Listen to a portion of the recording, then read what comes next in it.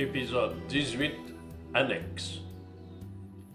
J'ai conçu cet ouvrage à partir de différentes expériences hors du corps, très intenses et inceptives.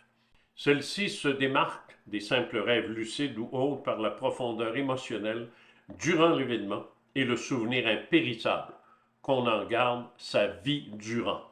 Aucun rêve, même aucun cauchemar ne fait cela.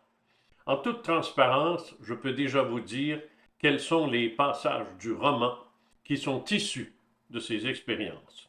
Autre point, je n'ai pas voulu inventer un langage mérian.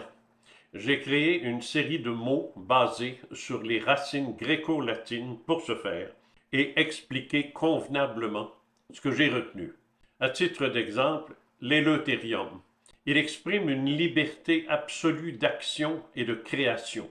Or, ce mot, éleuthérium, vient d'Eleutéria, une déesse de la liberté en Grèce. Le seul nom bien réel qui vient de mes expériences est Goave. Il m'a été attribué par ce qui, de toute évidence, est mon équipage au cours d'une cérémonie très vibrante. Ce fut une sortie extracorporelle très courte, mais très, très intense. J'ai longtemps cru qu'il s'agissait de mon nom spirituel, mais beaucoup plus tard, j'ai compris qu'il s'agissait en fait d'un titre de commandement, celui de commandeur, en fait. Le personnage de Joriel a reçu de nombreux noms avec les années, et finalement, c'est ce dernier qui remporte la palme. Je ne le changerai pour rien au monde. Je n'ai jamais rencontré Joriel, adulte, mais uniquement à mes côtés quand j'étais tout petit, 5-6 ans. Il était grand, mince, aux longs cheveux blancs. Le personnage de Nouy m'a été inspiré par notre rencontre avec les insulaires de la Polynésie française, que j'ai adoré. Je vivrai au milieu de ce peuple demain matin. Le générateur pachecopathique ou circumvitex qu'a subi Nouy, à la fois sous la gouverne de Dexiam, puis plus tard de Dame Chiara, est en réalité l'anneau d'ambre à l'origine de ma mission sur Terre en 1966, comme je l'exprime assez clairement sur ma chaîne. Quant à Dame Éloine, eh bien, tout au cours de la rédaction de ce manuscrit sur des années, Tessia a changé de nom à de multiples reprises, mais aussi de nationalité, tantôt canadienne, turque, française. Je l'ai toujours vue petite, délicate, les cheveux noirs ou bruns, avec de beaux grands yeux vifs. Cela dit, la seule jeune personne que j'ai rencontrée lors de mes sorties extracorporelles est en 1996, et elle n'était pas humaine, avec ses très grands yeux ronds comme des billes et qui se voulait ma fille, semble-t-il. J'en ai fait Garonne. Lorsque j'ai discuté avec Betty Andreasson, dont je parle sur ma chaîne, j'ai posé la question sur ces orbes qui l'accompagnaient, et j'ai compris des années plus tard de quoi il retournait, puisqu'à cette époque, on ne parlait pas d'intelligence artificielle. Mais il est clair que c'est l'intelligence artificielle à son suprême degré. J'ai donc décidé de les inclure et donner à ces Norbis une très grande importance. Dame Phyllis. J'ai toujours considéré les insectoïdes comme faisant partie des exogènes non humains, et ce, à un niveau très élevé. Ayant moi-même vécu une existence de reptilien il y a 17 000 ans, je ne pouvais quand même pas me retenir. Je suis persuadé d'avoir une amie comme Dame Phyllis, qui n'attend que mon retour pour poursuivre nos fabuleuses conversations. De le savoir, il importe. Le Cisco-Torres marée, alors que Nouy sauve Amiens de ce qu'il croit être une noyade, n'a pas été imaginé ou créé. C'est une authentique sortie extracorporelle vécue par moi-même et que représente Nouy, et tout ce que vous avez entendu dans ce chapitre est exactement la trame dramatique que j'ai vécue, au mot près. Tout y est. Il en va de même sur la planète jaune, alors que Nui tente de générer des poussées psychiques, puis sur Philaka, alors qu'il est attaqué par de monstrueux personnages. Or, j'ai déjà rencontré l'un de ces monstrueux personnages dans une autre expérience survenue dans les années 70, mais je n'ai pas inclus cette aventure dans le roman. La recherche d'un conteneur sur un Calaxia a été vécue avec une incroyable intensité et chaque détail rapporté dans le roman en est la révélation.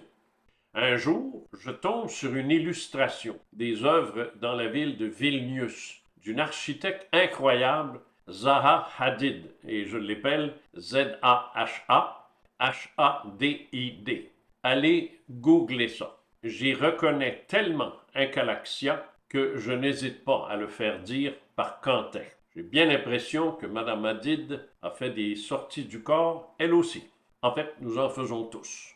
Ma rencontre avec les ions, H-I-O-N-S, est authentique, aussi réelle que le furent tous mes voyages, que je pourrais dire mes voyages normaux au cours de ma vie.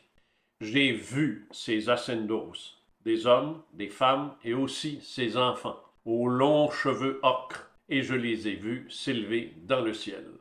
Ce n'est qu'en regardant, beaucoup plus tard, un documentaire à la télévision sur les Himbas de Namibie que le cœur m'a viré à l'envers, tant c'était exactement leur personnification.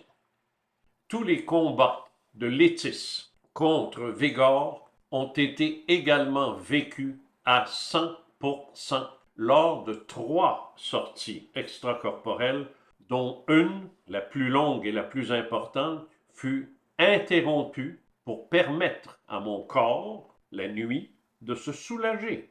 Je suis allé dans la salle de bain et pendant tout ce temps-là, l'action se continuait dans ma tête. Et je suis retourné me coucher, non sans prendre des notes à une vitesse de fou, puis l'action s'est poursuivie toute la nuit. Et pour une des rares fois, j'ai pu tout écrire, d'où la précision des ordres de Kélios. J'étais donc sorti partiellement de mon corps. Ce n'était d'ailleurs pas la première fois que ça m'arrivait, sortir juste partiellement. J'ai vu la Classis aureus s'ouvrir comme une gueule gigantesque telle que décrit dans le roman. J'ai vu Végor, cette immense bête orangée, dans l'espace, hurler sa rage. Je dirais que le combat sur Létis est probablement ma sortie du corps la plus longue, ou tout au moins celle dont je me souviens le plus, la plus intense jamais vécue. Si on exclut bien sûr celle de 67 avec l'Asiatique au bout de mon lit, que je n'ai pas mis non plus dans ce roman. Le dialogue de Dame Éloine avec Ashéra et plus tard le monologue terrifiant de Bellarion se sont vraiment produits lors de l'écriture des plus étranges de La mort n'est qu'un masque temporaire entre deux visages, que j'ai publié chez Québec Livre. J'ai subi ce qu'on appelle la fureur de l'inspiré. Je sais qu'il y a des artistes parmi vous qui ont vécu cela en chantant, en peignant, en écrivant, en sculptant, en jouant d'un instrument, dans un moment magique. Déjà, en 1978, j'ai vécu cela et j'en traite dans mon livre La Grande Alliance, paru chez Belles Lettres Guimard. Il s'agit en fait de chrésmologie hallucinatoire, alors que l'Encyclopédie Britannica nous dit qu'il est pour l'âme 2 genres d'excitation. Elle agit de son propre mouvement, sans le secours du raisonnement ni de la science, soit par une inspiration voisine de la fureur, soit qu'elle s'abandonne au sommeil. Cet emprunt fait à Cicéron décrit une version très intéressante de la chrésmologie hallucinatoire, qui constitue une forme de divination par intuition, mais dans un état spécial hypnique ou hallucinatoire naturel, évidemment. Le uno furante, uno somniante de Cicéron est fascinant. La fureur dont il fait état nous rappelle un propos d'Anatole France. Toutes les fureurs de l'imagination. Et synonyme de fureur est le mot enthousiasme, dont l'origine grecque nous ramène au point de départ, soit chrésmos pour chrésmologie, la fureur de l'inspiré. Or, cet enthousiasme, cet engouement existe partout où la connaissance est l'objet d'une recherche intense. La fureur de l'inspiré, c'est une tempête de l'esprit qui déclenche l'organisation massive et tumultueuse de la pensée. Une passion pouvant être contrôlée peut alors devenir une forme ardente de motivation, libérant de l'étreinte des âges les fabuleuses connaissances accumulées par l'homme depuis des millénaires et toujours présentes dans les fondations supraconscientes de sa nature. C'est ce qui s'est passé avec moi. J'ai rédigé ces textes sous une forme d'envoûtement. Et je vais aller jusqu'à dire de possession. Mais, prière de ne pas m'envoyer d'exorcisme, je m'en suis libéré moi-même.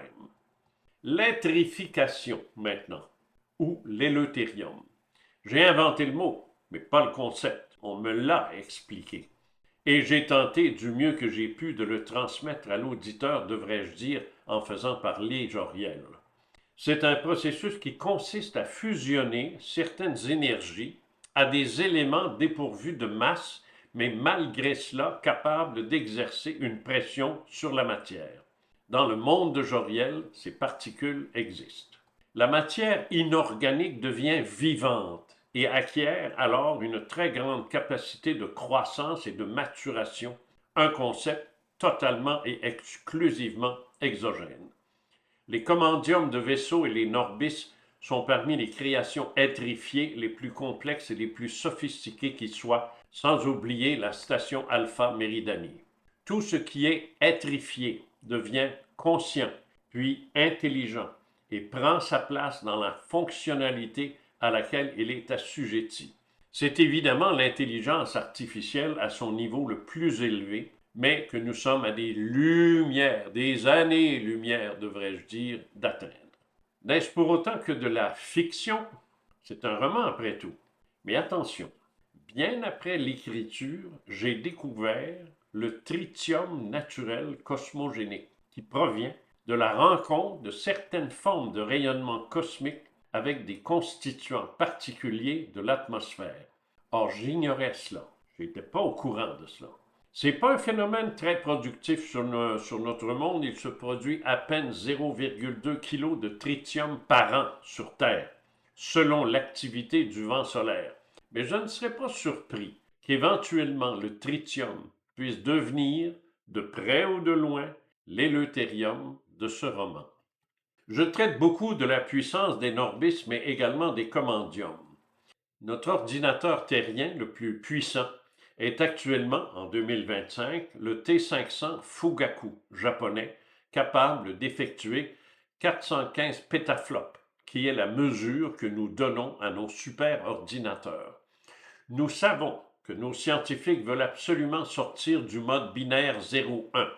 Or, augmenter la mémoire et la rapidité d'exécution d'un ordinateur n'est plus envisagé. Considérons l'intrication quantique dans ce cas.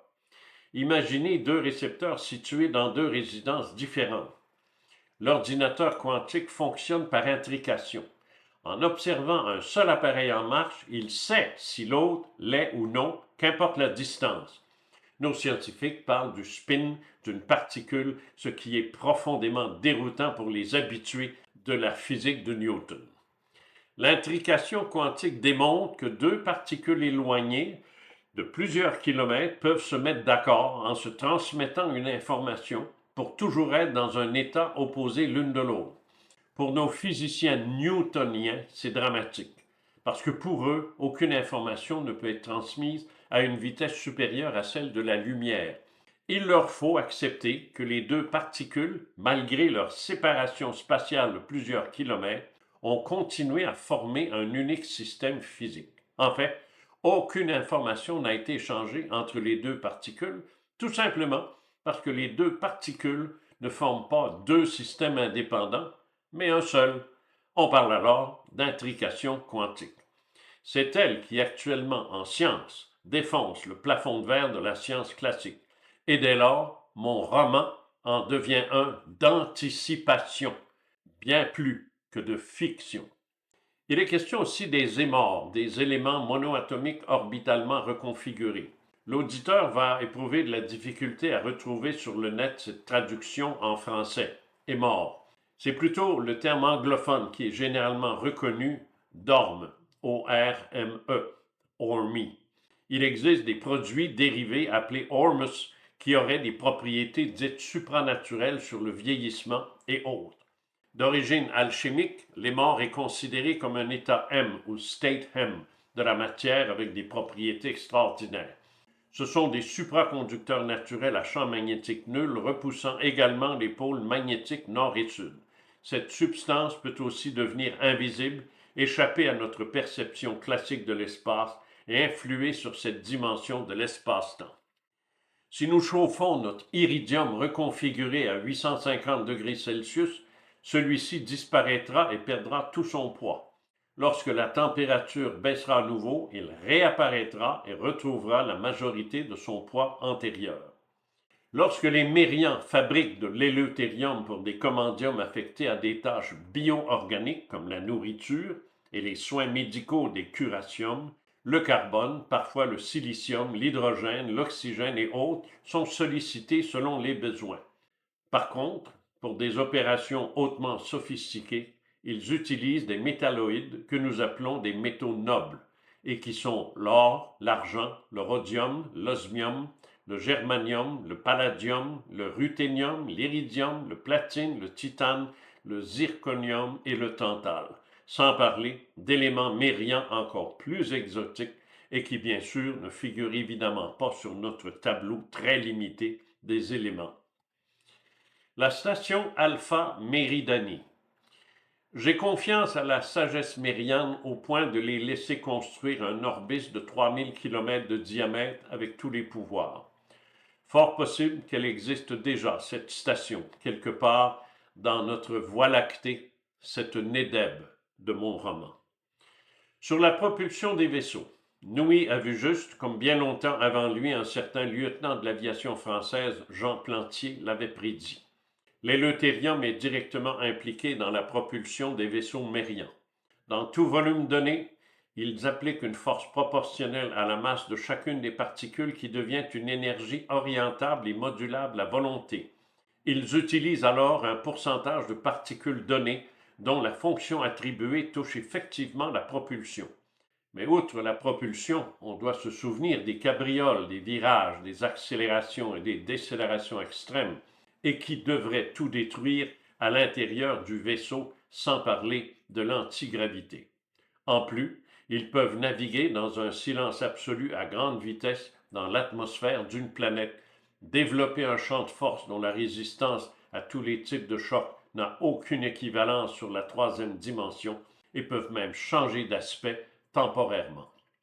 Nos scientifiques connaissent les rayonnements cosmiques aux condensations d'énergie de 10 exposant 16 électronvolts, soit 100 000 fois l'énergie que donnerait la sublimation d'un noyau d'uranium. Que les mériens utilisent une forme de rayonnement cosmique dont la condensation d'énergie atteint 10 à la puissance 98 et plus ne doit pas nous surprendre. Je leur accorde la liberté de puiser à même l'espace une énergie naturelle et inépuisable qu'ils effectuent par intrication, c'est-à-dire que ce qui est commandé à un point donné peut être exécuté à des distances considérables. Les expériences de nos scientifiques n'excèdent pas 1400 de nos kilomètres. Les mériens excèdent ce nombre et utilisent un procédé de libération de cette énergie qui rayonne sous forme de fluide corpusculo-ondulatoire mesurable dans leur femtoseconde à travers tout le navire depuis son centre et de tout ce qui s'y trouve, dont l'équipage et les passagers. Tout. Ce fluide impose à chaque atome d'éleutérium une force dirigée dans le sens de l'écoulement. Ainsi, elle est due à une capture directe de l'énergie déclenchée sur commande sur le navire et sur tout ce qu'il contient, qui, imprégné de ce fluide, suit dans sa course le rayonnement cosmique devenu orientable parce que contrôlé. Je n'en fais pas allusion dans ce roman, mais la forme allongée, elliptique, discoïdale, lenticulaire et sphérique des vaisseaux exogènes, voire triangulaires, est liée à la captation de ce rayonnement et à sa conservation en boucle dans le vaisseau. Voilà pourquoi quand le vaisseau accélère, Noui et tous les autres n'en subissent pas les effets, comme lorsqu'une voiture accélère. L'éleuthérium en eux, même en petite quantité, répond à la même commande que celle adressée au navidaire. Donc, au risque de me répéter, quand le navidaire s'arrête, tout à bord au niveau atomique s'arrête. C'est la raison pour laquelle Noui a été induit en coma pendant 3 jours à son arrivée pour que son corps soit saturé d'éleuthérium sans effet secondaire. Sinon, les passagers à bord pour un déplacement très court sont placés dans des caissons, l'équivalent des nôtres hyperbares, contre les effets de la dépressurisation. En intégrant toute particule l'éleuthérium, l'effet inertiel modérateur et d'amortissement élimine à la fois l'absence de gravité à bord d'une part et, comme déjà dit, d'étouffement des effets de manœuvre de déplacement directionnel du navidaire. Ce mécanisme est connu en Mérian comme étant le graviras. Concernant la quatrième dimension, les cordistes, ces théoriciens de la physique quantique, parlent d'une réalité faite de 10 dimensions, ce qui assez étrangement se compare à certaines idées religieuses orientales à l'effet qu'il y aurait entre 7 et 10 portes d'accès aux différents ciels. Ce concept de la quatrième dimension fait aussi allusion au temps, si on se base sur les écrits de H. G. Wells, mais surtout sur la relativité qui, en physique classique newtonienne, fait du temps un composant de l'espace-temps défini comme une quatrième dimension. Puis, hors de la littérature et la science, la religion et l'ésotérisme l'ont aussi récupéré. L'au-delà est un lieu physique, mais accessible uniquement qu'après la mort, alors que pour les métaphysiciens, les sorties extracorporelles, les expérienceurs de mort imminente voyagent dans cette quatrième dimension tout en laissant leur enveloppe corporelle derrière. Dameloine explique à Noui comment la résonance morphique va contribuer à stimuler les comportements des opaliens pour contrer leur léthargie face aux 3 vibrations dites Shimzen, Formosen et Fortanexus, ou agressive, passive et assertive. Dans mon livre Les Divergents, je parle longuement de la résonance morphique de Rupert Sheldrake, aussi appelée champ morphogénétique, qui est effectivement un champ d'une énergie extrêmement subtile, d'où l'incapacité de nos scientistes de la détecter et qui, par sa présence universelle, touche tout ce qui existe, mais de manière plus conséquentielle, tout ce qui vit, affectant ainsi le comportement des êtres vivants, autant les animaux que les humains. Lorsqu'une masse critique des membres d'une espèce modifie de manière importante son comportement en évoluant vers une forme mieux adaptée à son environnement, cette modification est transmise presque instantanément à tous les autres membres de cette espèce qui l'adoptent. C'est la célèbre observation de singe d'Iwo Jima dans la période 52-65 rapportée par Lyle Watson dans Lifetide et Ken Case Jr. dans Le centième singe qui aura lancé ce concept dans le public. Mais bien avant, il aura été lié aux expériences menées sur des tritons, en 1907 par le biologiste Ross Granville Harrison, puis en 1922 par Alexandre Gourevitch, un biologiste ukrainien, et la liste s'allonge avec d'autres biologistes, dont Hans Spenman, Paul Weiss en 1939, mais aussi des généticiens tels Thomas Hunt Morgan, et qui sera popularisé et vraiment rendu accessible au public, comme déjà dit, par le biochimiste Rupert Sheldrake en 1981. Je suis de ceux qui considèrent la résonance morphique comme étant aussi valable qu'a pu l'être la notion des égrégores classiques de la spiritualité, notamment dans la légende des siècles de Victor Hugo, voire la théorie de la synchronicité de Carl Jung. Le BDNF, Brain Derived Neurotrophic Factor, ou facteur neurotrophique issu du cerveau évoqué par Chiara, l'assistante italienne de Lady Shan. C'est effectivement une protéine qui agit sur certains neurones du système nerveux central et du système nerveux périphérique impliqués dans la croissance et la survie des neurones. Dans le cerveau, il est actif dans l'hippocampe, dans le cortex, le prosencéphale basal des sections vitales pour l'apprentissage, la mémoire et d'autres fonctions cognitives.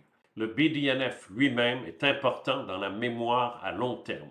Les neurones sont formés avant la naissance, mais certaines parties du cerveau adulte peuvent faire croître de nouveaux neurones à partir des cellules souches neurales dans un processus appelé neurogénèse. Ceci suggère que le BDNF joue un rôle important dans le développement neuronal. On traite brièvement du taux élevé de BDNF dans le corps de Nui. De nombreux chercheurs croient que les très nombreuses extractions d'humains par des exogènes sont liées à des traits physiques, physiologiques et psychologiques qu'ils ont en commun. Malheureusement, il n'existe à cet effet aucune banque de données stable et ni même aucune étude effectuée auprès des expérienceurs d'enlèvement, ce domaine étant, comme on s'en doute, largement ignoré, voire méprisé par les scientifiques ordinaires. Cela dit, il a été question du marqueur sanguin. Les chercheurs Kay Marden, D. Stoner, J. Montaldo, N. Hansen et R. Bonenfant ont pu établir une amorce de conclusion, mais ils admettent que la prise d'échantillonnage est peu fiable en raison du caractère très particulier des extractions. Quoi qu'il en soit, il ressort que compte tenu de la très grande rareté du groupe AB négatif, soit moins de 1% de la population, il se retrouve étonnamment dans 10% des expérienceurs testés par les chercheurs. Étant de ce groupe sanguin, j'ai évidemment été interpellé. De son côté, l'auteur Stephen King, dans son livre L'Institut, a effectué de nombreuses recherches sur le BDNF. On apprend qu'il est analysé depuis peu, dès la naissance, en raison de sa grande importance et des problèmes graves qu'il induit si le taux est très bas. Dans la Grande Alliance, déjà citée en 1978, j'avais introduit dans ce livre le concept de la sérotonine comme étant une hormone dite spirituelle et de son rôle dans le transfert entre neurones. Or voilà que j'apprends que le BDNF joue un rôle déterminant avec la sérotonine et la dopamine à cet égard.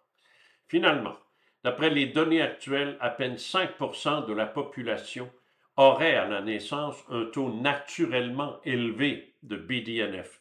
Et selon King, un lien existerait entre ce fait et l'existence de pouvoirs psychiques.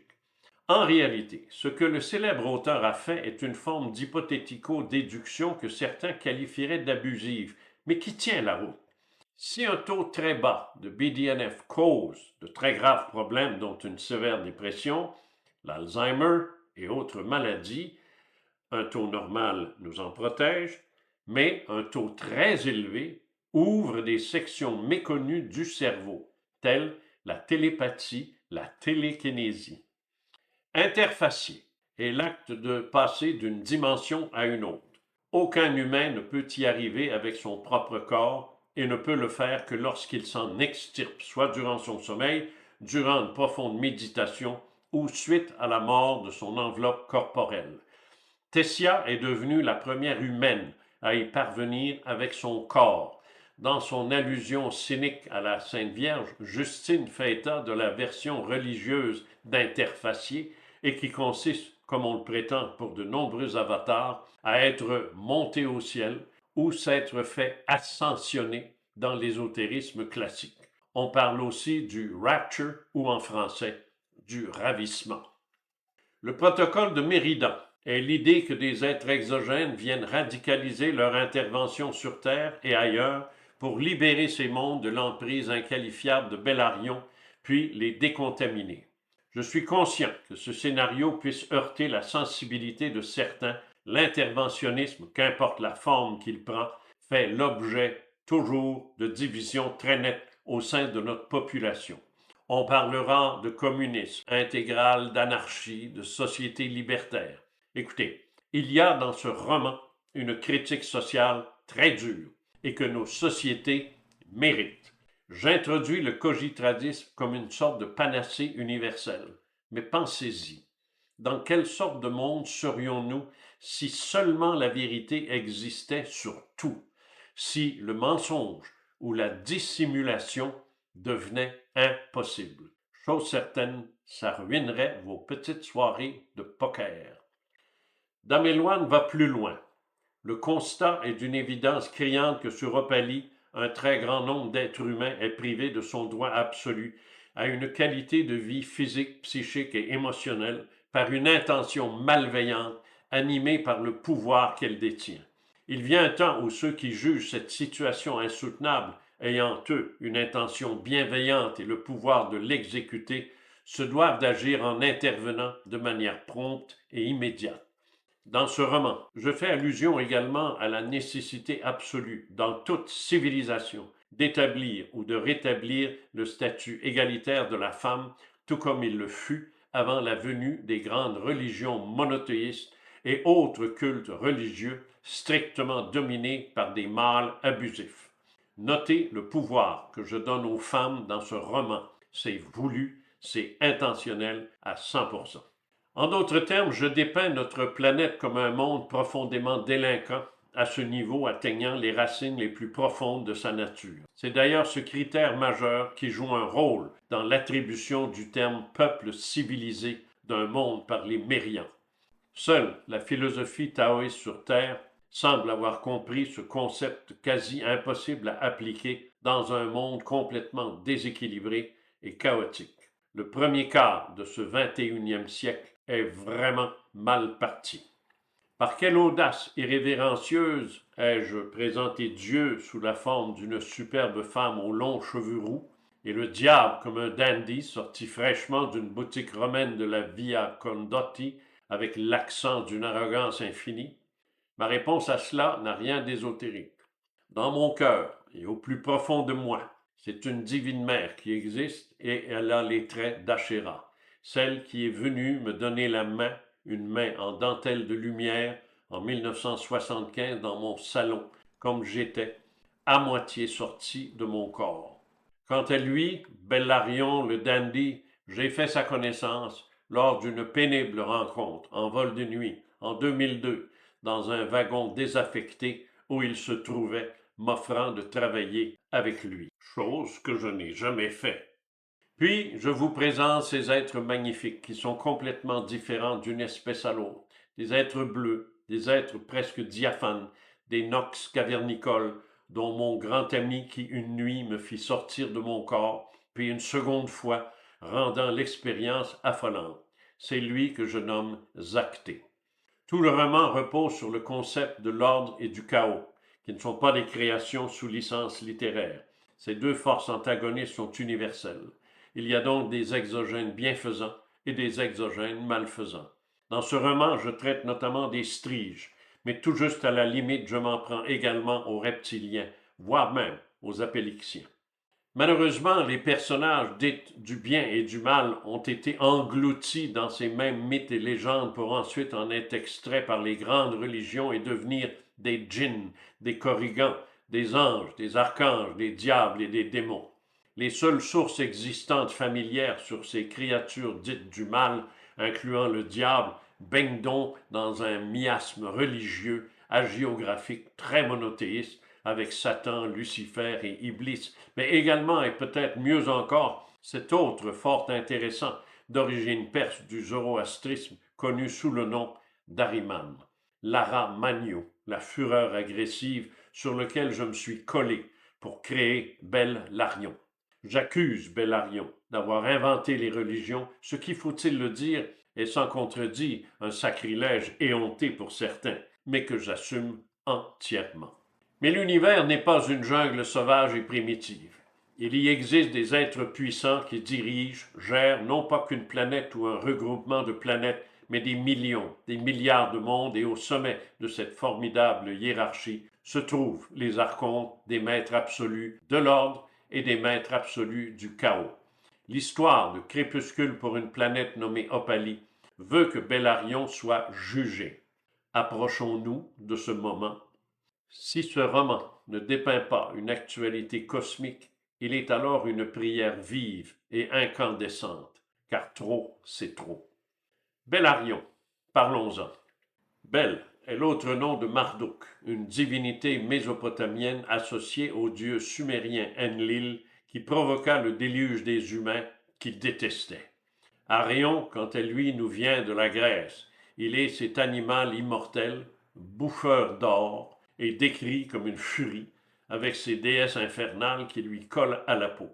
Je ne rajoute rien à cela, vous avez une tête pour comprendre. L'histoire ne ment pas. Il y a partout dans le monde, sous toutes les cultures anciennes et fondatrices, des communautés humaines, des courants, majeurs comme mineurs, qui ont en commun une hiérarchie divine, même chez les monothéistes, avec leur pseudo-dieu unique mystérieusement séparé en trois, mais aussi l'existence de nombreux grands démons. Bellarion est-il un mythe? Je ne crois pas. Aussi, ai-je quand même pris la liberté de le réduire en fin de procès à un petit être irritable, insignifiant, devant s'incarner pour quelques centaines de milliers d'années. Ça lui fera les pieds. Voilà qui complète cette annexe. Merci de vous être prêté à l'écoute de ce crépuscule pour une planète nommée Opalie. Merci de l'avoir partagé. Mon nom est Jean Cazot, j'en suis l'auteur. Eh oui, c'était un roman. En fait, seulement, en partie, je dirais, parce que c'est ma vie, c'est mon credo.